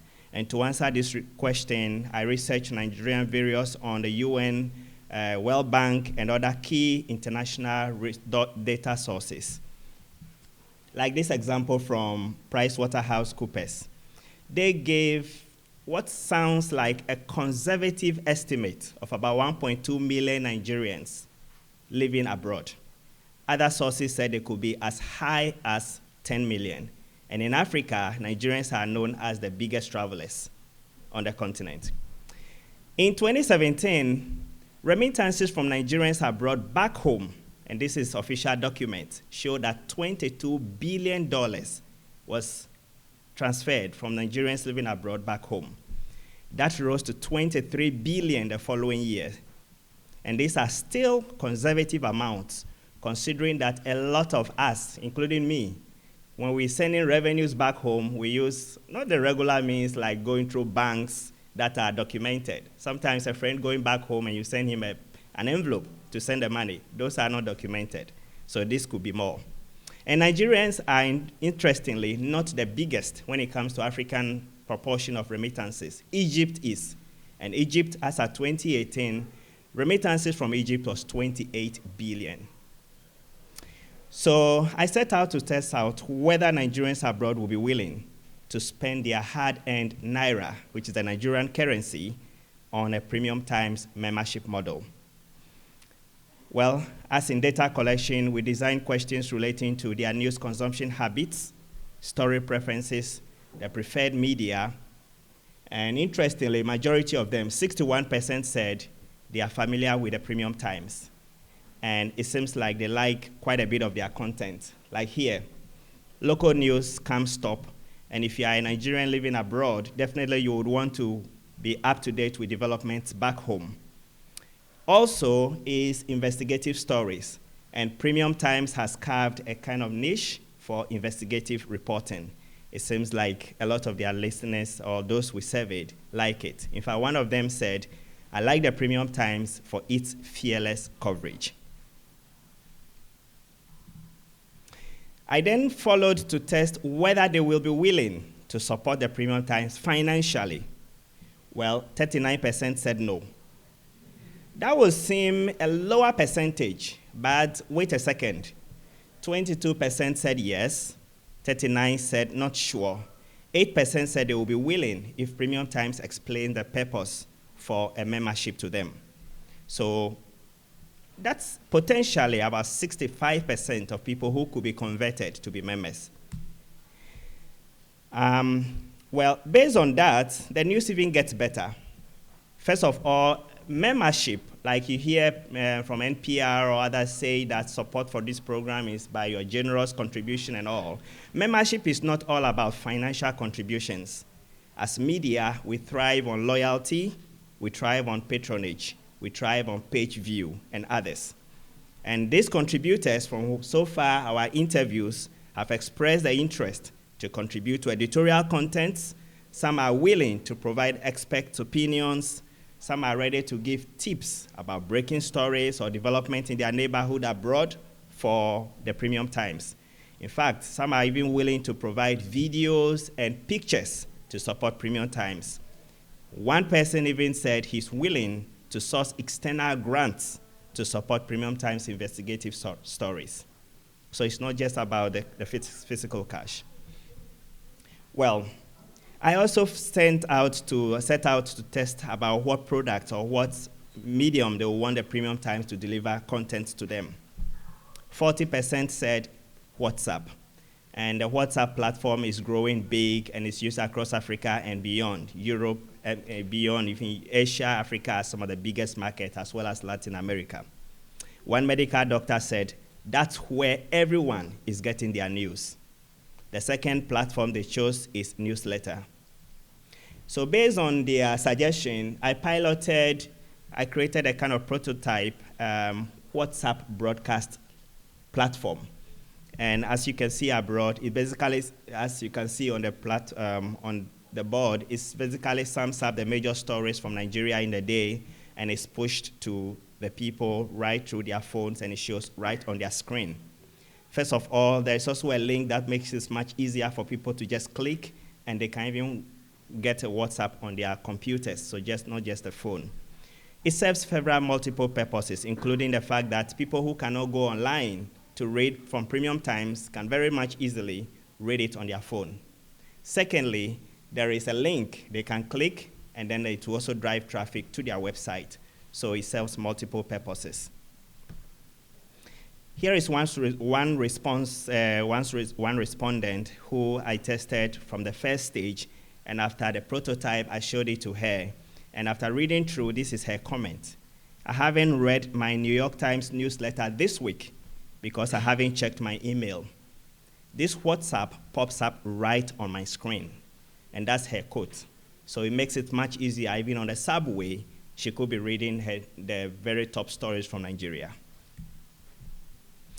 So just to sum up, here are some of the key reasons why the media in Africa needs urgent intervention in terms of looking and diversifying revenue sources.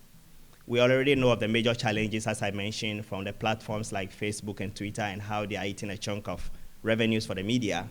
But in addition to that, state agents are increasingly posing threats to the media.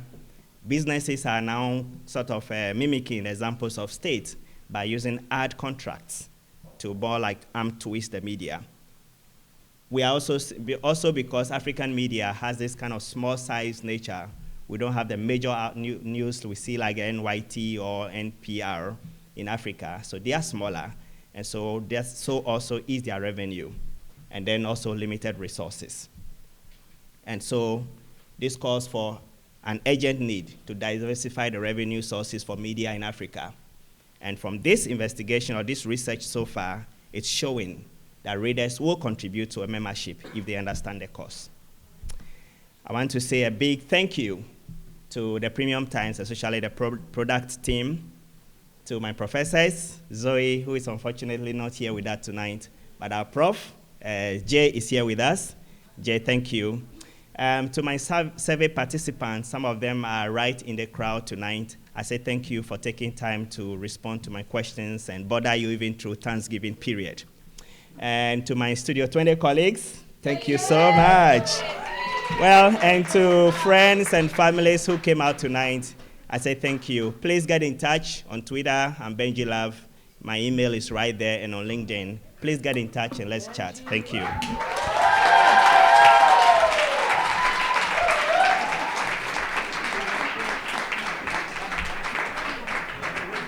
Vamos.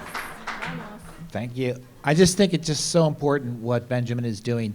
If you were listening, $22 billion moves from the United States back to Nigeria yearly, and we're just trying to scoop up some of that and use it for journalism in Nigeria. And I just think it's a super important funding model that, especially at a time when governments are trying to squeeze journalism everywhere, including here. Aldana, are you ready? Sure. The floor is yours. Good evening. I'm Aldana Valles, and this semester I focused my research on how to prepare newsrooms for deepfakes. By this time, you probably have heard about deepfakes, but in case you haven't, I'm going to quickly explain. Deepfakes are pieces of content, images, video, audio, text, that are created or manipulated using a special artificial intelligence technique called deep learning. And this is on the rise. The number of deepfakes on the internet has doubled this year compared to 2018. And for an industry like journalism, where truth is one of the most important values, this is a problem. How can we detect deepfakes, authenticate content, and preserve our work if it's so hard to do it? The Wall Street Journal, my partner during this semester, shares this concern. Just as an example, this is a quote from an interview I did during my research with one of its members. The way they have approached this problem was creating a forensics committee. This team features approximately 20 members from graphics, research and development, photo, video, each one of them with their own expertise. And they have been trained on how to spot deepfakes. They assist the newsroom whenever they need to do that. So I knew that any kind of initiative that wants to address this threat at the journal must take into consideration this team and help them leverage their expertise. What I'm going to show today is the steps that I think are necessary in order to do that. Steps that I discovered while working at the journal, but that you can also replicate in your own organization.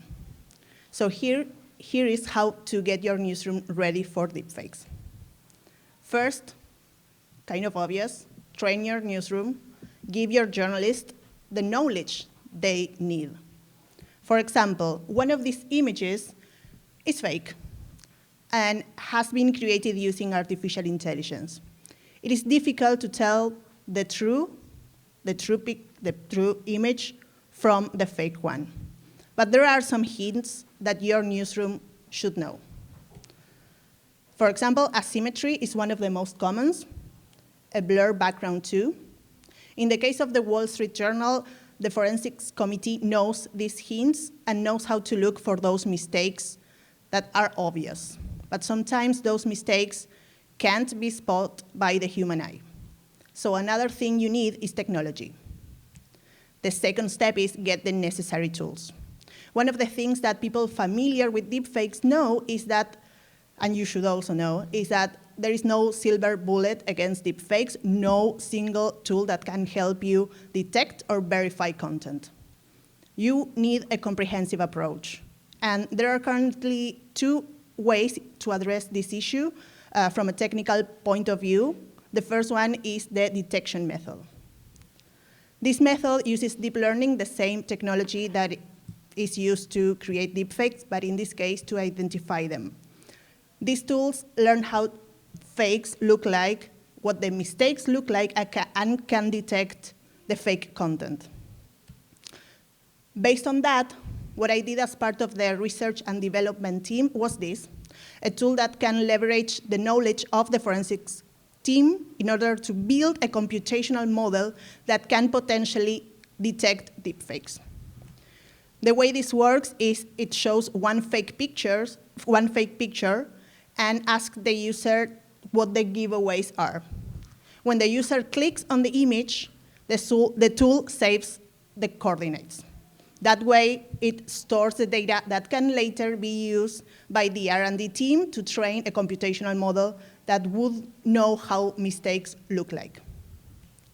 If you don't have an R&D team, don't worry, there are startups and universities that are working on tools for detection, and you can also partner with them when it comes to analyze, for example, user-generated content.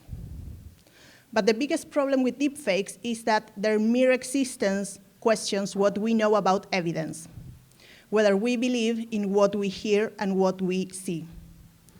There is another method, and that's authentication. In this method, startups are using blockchain technology to store data of how video and images were created. All but aside, the key of blockchain is that it's a database that stores digital information in a very secure way. Each record on that database has a unique code. So in this method, you can check the authenticity of a type of content using the platforms of these startups. But what happens when we talk about the content that is generated by your own organization? As I mentioned before, fake text can be created too, and it's very difficult to tell it's fake. News content serves as documentation, as proof of something happened. We know about things that happened 50 years ago because we see that on the covers of publications from those years. Can we trust that that will be the case in 30, 50 years from now, if now all news are digital? The third and final step I propose here is to prepare for the future. And in this case, blockchain is also a viable way to do so. For that reason, I work on a report that gives the Wall Street Journal an overview on how to store its content on a blockchain. That way, the organization could potentially secure its multimedia files as documents for the future and preserve its content against potential deepfake attempts. There are two main takeaways that I will share with you today. First, you need to limit the scope of your project. Images or video tend to be very heavy to store on a blockchain, but you can, however, store the information about those files. And second, you need to estimate the resources. Blockchain is an emerging technology, and there aren't many people who can build this. You might need to partner with someone, so that's something that you need to take into consideration. To summarize, fighting misinformation generated by artificial intelligence needs a comprehensive approach. But as I learned working with the Wall Street Journal, it can be done if you train your journalists, get the right tools, and prepare for whatever comes next. This is probably more about the long term, that it's about an election coming next year. It's about building trust in the digital environment and protect our content as journalists. Before I finish, I want to thank Francesco and Till from the Wall Street Journal for their help and insights. I also want to thank Jay, Zoe, and my colleagues from the Studio 20 program. If you want to learn more about how to get ready for deepfakes, please go to this URL or get in touch. Thank you. Muchas gracias.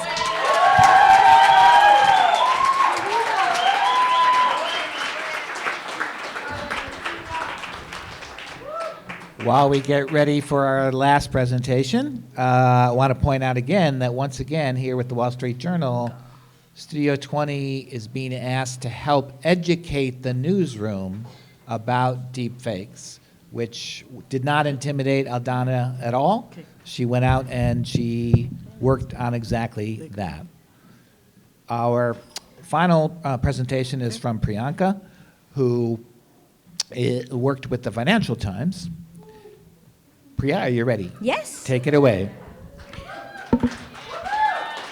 Hello, everyone. My name is Priyanka Bora. I've been a journalist for over a decade, reporting on public health. And my first job ever at the age of 15 was selling newspaper subscriptions by knocking on people's doors. Internet was not a thing then. The very newspaper I worked for shut down its operations this year. And here I am in New York, devising strategies to bring innovation in newsrooms. And by newsrooms, I mean editorial. And I worked with the Financial Times to achieve it. So let's dive in. According to Reuters, more than half of publishers globally identified subscription as their primary revenue focus for the next year. So the question is, how do we grow subscribers or readers who cannot access the journalism we produce? For a long time, newsletters was the solution. They were an effective acquisition tool, but that is also changing. The role of newsletters has changed.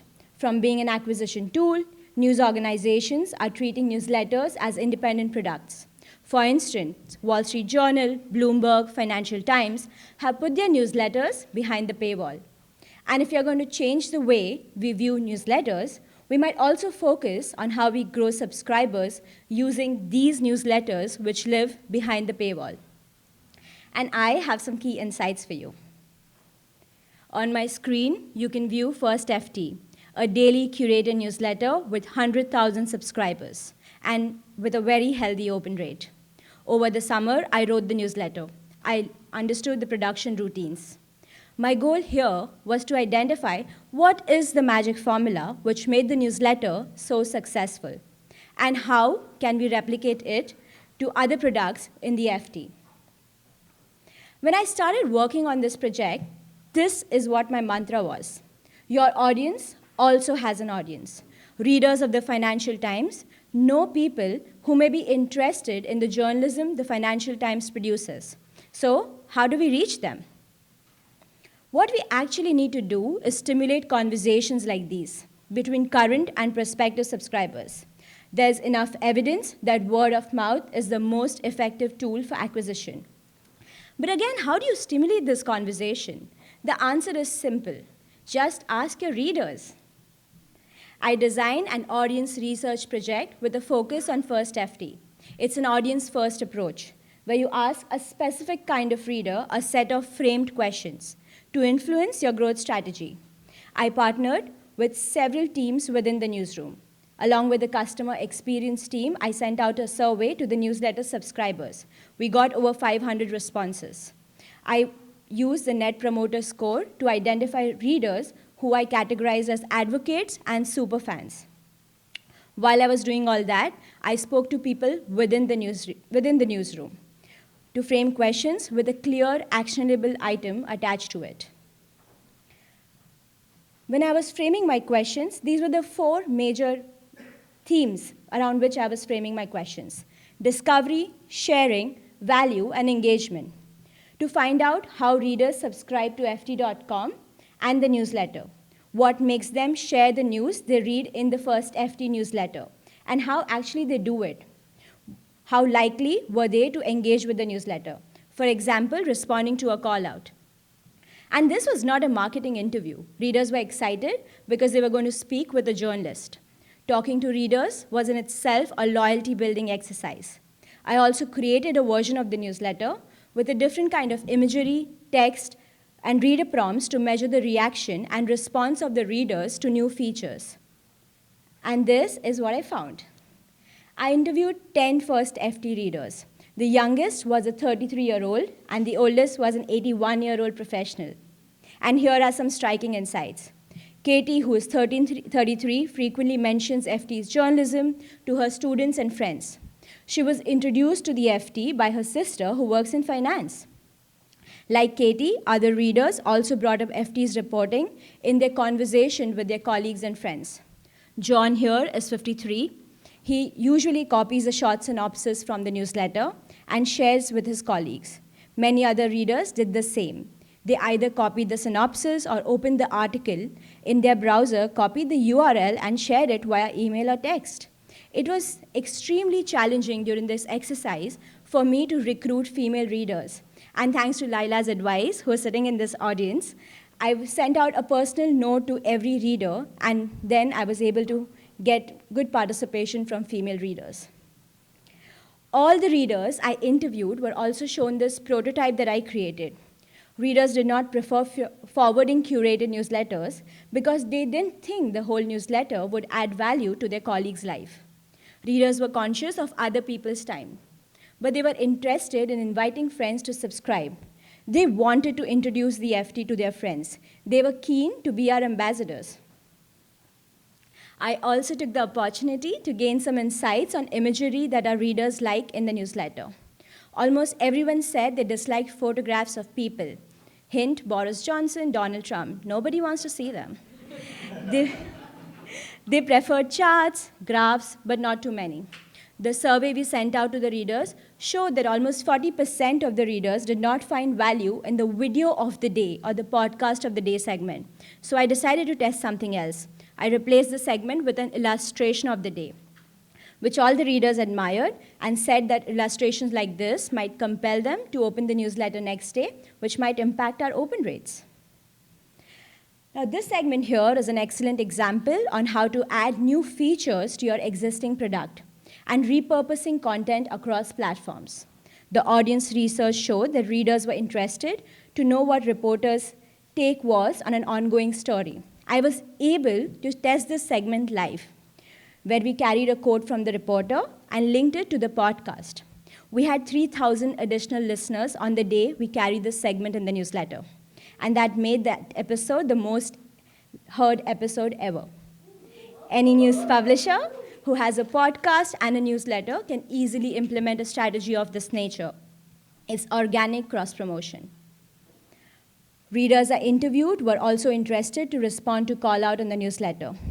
Again, we tested the segment live and found that readers were ready to respond to these questions, and especially when they had insights on the subject. And when they did not have insights on the subject, when they didn't feel that they were competent enough or expert enough to respond, they wanted to know what other readers were thinking about. So it's extremely important to include readers' comments in your newsletters. As the Financial Times is growing and it's building its US strategy, I also decided to take this opportunity and create a composite persona of who the Financial Times readers is. I call him the Global American. Global American is interested in the news from outside of the US because they have interest in Africa and Asia and other emerging markets with respect to business. They appreciate the well-balanced reporting that the Financial Times gives them. But they also have to read the FT with another publication. They read the FT to know what the world thinks of the US. They want the other perspective. I knew that my audience research approach is effective. When I got to my 6th interview, there was already a trend, and I used a lot of Post-it notes. And here is what I learned. Sharing via email is popular with FT's loyal reader base. This can influence FT's newsletter design. Readers want to respond to callouts, share opinions and views with FT and other readers. They're curious what other readers are thinking about a subject. Newsletter readers love personalities. Older readers want opinions, analysis. Younger readers want the reporter's take. What is next to expect? We need to identify ways to add personalities to curated newsletters. This project helped us identify the value of Financial Times to its readers, and that's trust. They trust the journalism that FT produces. News publishers globally need to identify the magic formula and learn to preserve it and replicate it across all newsroom products.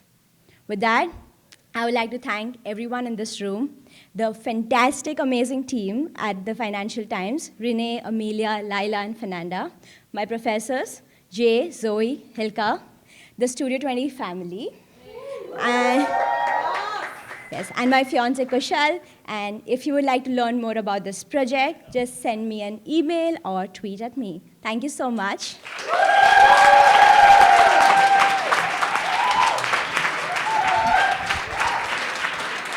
Thank you so much,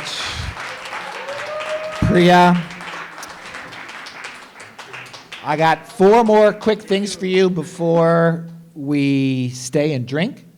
The first is Priyanka mentioned the people she worked with. The 2 people she worked closely with, Lila and Fernanda, are Studio 20 graduates, and they're here, and they were her sponsors. And we're going to be collaborating next spring, January to May, with the Financial Times in our major showcase project with the Year 1 students. So that's very cool. Secondly, I hope you can see from these presentations why I am so proud of these students. They are absolutely fearless in taking on big problems that frankly a lot of their bosses don't want to deal with. And that has become like a hallmark of Studio 20 students, is that they're ready to deal with these difficult problems, and their work shows it. Secondly, all of these students, almost all of them, are looking for jobs.